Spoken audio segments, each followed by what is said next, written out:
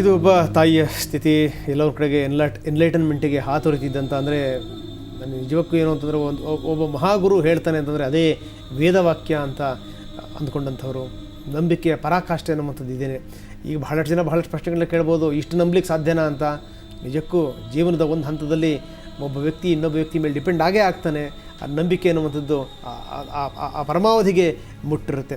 So ಇಂಥ ಒಂದು ನಂಬಿಕೆ, ಇವರ ನಂಬಿಕೆಯನ್ನು ಪ್ರಶ್ನೆ ಮಾಡಿದರೆ ಅದು ನಂಬಿಕೆಗೆ ಕಲ್ಲೆಸೆದ ಹಾಗೆ.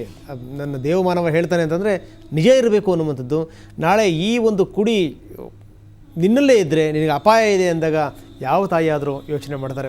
ಗಂಡನಿಗೆ ಸುಳ್ಳು ಹೇಳಿ ತನ್ನ ಕರುಳ ಕುಡಿಯನ್ನು ಕತ್ತರಿಸ್ಕೊಂಡಂಥ ತಾಯಿಯ ಕಥೆ ಇದು. ಅಲ್ಲಿಂದೇ ಈಕೆಯ ಕತ್ತಲ ಜೀವನ ಆರಂಭ ಆಯಿತು. ಮುಂದೇನಾಯಿತು ಕೇಳೋಣ ಸಣ್ಣ ವಿರಾಮದ ನಂತರ.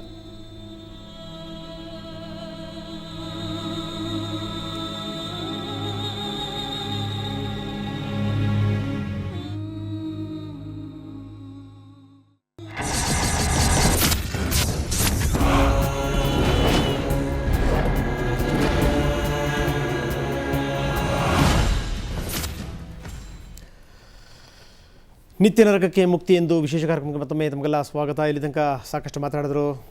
ಬಹುಶಃ ಮಾತಿಗೆ